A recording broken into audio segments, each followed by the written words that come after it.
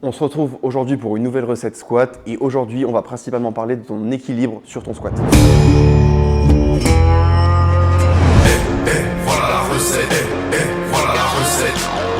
Comme j'en parle souvent, tu dois t'en douter que l'équilibre de manière générale sur les mouvements de force est très important, mais c'est d'autant plus vrai sur ton squat car tu as la barre sur ton dos et donc tu n'as pas de moyen, on va dire, de t'équilibrer outre que ton propre poids de corps. Et donc ton équilibre et comment est-ce que tu vas gérer ton centre de gravité au squat est vraiment le mouvement le plus complexe de ce point de vue-là. Et donc c'est là où tu auras le plus de retour sur investissement si tu es capable vraiment de maîtriser cet aspect-là sur ton squat. En plus d'optimiser ta technique, ça t'apportera évidemment une stabilité technique. Et comme j'en parle très souvent, c'est très important pour avoir cette répétabilité et pour pouvoir répéter ton squat de manière homogène et identique entre les reps. Je suis dans la cuisine, tu bouffes ce que je te prépare. La première chose à regarder, ça va être d'être capable de garder son poids de corps et donc son point d'équilibre environ au milieu de son pied. Donc comme je le répète toujours, il y a la règle du 3x33 avec le gros doigt de pied, la face latérale du pied et l'arrière du pied. Ce qui est donc important, c'est d'avoir son poids de corps environ au milieu de son pied via cette règle des 3x33. Et cela, peu importe l'angle du buste et du coup la flexion de genou que vous allez avoir durant la descente et la remontée de votre squat. Pour respecter cet équilibre, il va falloir donc respecter le timing que vous allez avoir entre vos articulations et à quel point vous allez pousser vos genoux vers l'avant et fléchir votre hanche. Et ce qui va être important en plus du timing du coup de flexion des articulations, ça va être aussi leur degré respectif de flexion. Donc si vous allez beaucoup pousser votre genou, vous allez souvent beaucoup déporter votre poids de corps vers l'avant. Et à l'inverse, si vous allez beaucoup vous fléchir au niveau du buste, vous allez souvent beaucoup déporter votre poids de corps vers l'arrière. Et donc c'est pour ça qu'il faut vraiment, en plus d'un timing, un certain degré respectif en fonction de votre mobilité et de votre morphologie. Vous l'aurez donc compris, la coordination entre vos articulations est donc extrêmement importante et c'est même un facteur primordial dans l'exécution technique de votre squat. De manière générale, quand on squatte, on observe souvent chez les athlètes de meilleur niveau ou même d'ailleurs chez la plupart des pratiquants que le poids de corps se déporte vers l'avant au fur et à mesure de la descente. Ça va être amplifié par le fait de trop pousser les genoux en avant, mais de manière générale, le poids de corps aura tendance à se déporter vers l'avant. Pourquoi? Tout simplement parce que lorsque le poids de corps se déporte vers l'avant,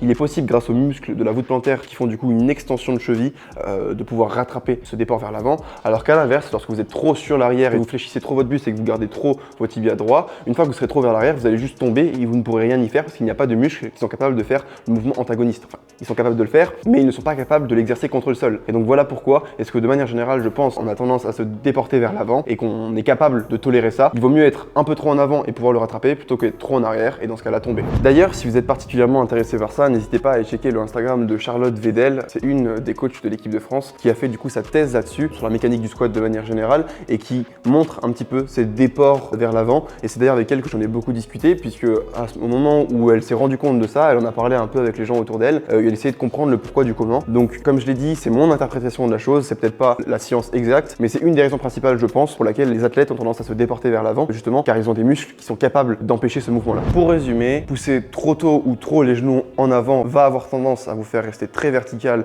et donc à déporter votre poids de corps vers l'avant. Et à l'inverse, garder vos tibias trop verticaux et ou trop fléchir le buste vers l'avant va vous faire avoir trop le poids de corps vers l'arrière. Mais dans ce cas-là, comme je l'ai dit, ça sera plus problématique. Donc mieux vaut avoir un petit peu de l'option numéro 1 que trop de l'option numéro 2. Pour parler de l'équilibre et de la relation qu'il peut y avoir sur les mouvements et sur les mécaniques de mouvement, on parle souvent de sticking point et sachez qu'il y a des sticking points artificiels qui peuvent être créés par le fait que vous allez perdre l'équilibre pendant votre mouvement. Donc de manière générale, le fait de perdre l'équilibre ou de ne plus être bien situé au milieu de son pied lors d'un mouvement va vous faire ralentir et donc vous pouvez vous créer des sticking points comme on dit artificiels car la réalité n'est pas une faiblesse musculaire ou quoi que ce soit, mais c'est juste votre déséquilibre qui va vous amener du coup dans une situation où vous ne pourrez pas produire de la force car si vous continuez à produire de la force en étant déséquilibré, vous allez tomber et donc naturellement votre corps va ralentir le mouvement pour retrouver sa stabilité et ensuite repousser. Et on peut souvent voir ça au squat, notamment avec des gens qui ont tendance à partir vers l'arrière au début de la montée, qui ralentissent, qui repoussent les genoux vers l'avant et qui repartent. C'est une notamment des façons dont le corps agit lorsque le mouvement est trop déséquilibré et que du coup votre corps sent qu'il est sur le point, ou en tout cas s'il continue de produire de la force, sur le point de tomber. Et dans ce cas, il est obligé de vous brider pour pouvoir vous replacer et ensuite repartir. D'autant plus au squat, comme je l'ai dit, puisque la barre est sur les épaules et donc que votre poids de corps global, si on compte la barre avec, est vraiment démultiplié, ce qui veut dire que toutes les erreurs d'équilibre le sont aussi. Comme vous avez souvent dû l'entendre de ma bouche, je parle souvent des tempos concentriques et excentriques. Pour cette problématique-là, c'est d'autant plus important car le fait de ralentir votre mouvement va vous permettre d'avoir des feedbacks proprioceptifs et du coup de vous rendre compte dans quelle position vous êtes, si vous êtes trop en avant, trop en arrière, de plus la subir et donc d'être capable de mieux la corriger. Donc je pense que ces variations-là de tempo de manière générale et d'autant plus concentriques, qui sont vraiment très intéressantes si vous avez un problème qui ressemble à ce que j'ai pu énumérer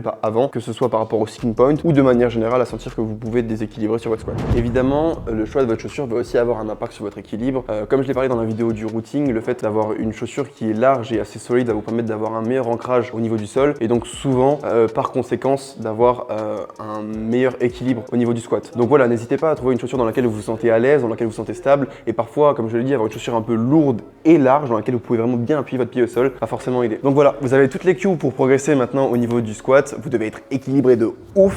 Et la question à 1 million, est-ce que ça vous est déjà arrivé d'être si déséquilibré que vous êtes tombé au squat? Moi personnellement, ça m'est jamais arrivé. Par contre, j'ai des expériences et mes tibias s'en rappellent de Guigui, mon ancien partenaire d'entraînement avec qui j'entraînais beaucoup, qui une fois je le spottais seul derrière avec genre je crois 260, il est tombé en arrière et donc du coup il m'a pas laissé le temps de récupérer la barre, il a drop la barre. J'ai eu la chance que la barre ne tombe pas sur les fémurs, mais elle m'est tombée sur le tibia et j'avais un peu le tibia en arrière. Du coup en fait elle m'a scalpé tout le tibia et genre on a repris la barre, on l'a reposée sur le rack et au moment où on la repose sur le rack, on voyait genre qu'il y avait un petit scalp, il y avait ma peau et quelques poils comme ça sur la barre. Donc évidemment, comme d'habitude, si vous pratiquez d'autant plus avec des charges lourdes, n'hésitez pas à mettre les sécurités, c'est là pour ça. Et s'il y en a pas, demandez des spotters. C'est aussi ça le principe de la force, d'être entouré entre guillemets si vous pouvez quand vous vous entraînez et donc d'être avec votre équipe, pouvoir faire attention tout simplement à vous et aussi aux gens qui vous entourent.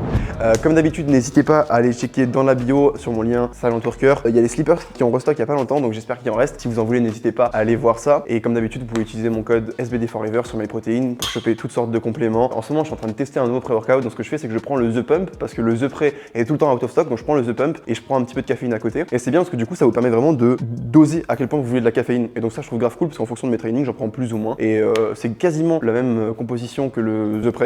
Et donc du coup, voilà, je teste ça et franchement, c'est cool. En plus, ils ont plein de goûts différents. Donc n'hésitez pas à aller checker ça pour les boys qui veulent du pré-workout mais qui attendent les stocks. Vous n'avez plus besoin d'attendre les stocks. Vous pouvez faire cette technique et donc vous en aurez à l'infini. Voilà, merci à tous d'avoir regardé la vidéo. N'hésitez pas à liker, vous abonner, commenter comme d'habitude. Vous savez que ça aide de ouf pour le référencement et pour faire grossir la chaîne. Si vous pouvez prendre le temps de faire ça, ça fait grave plaisir.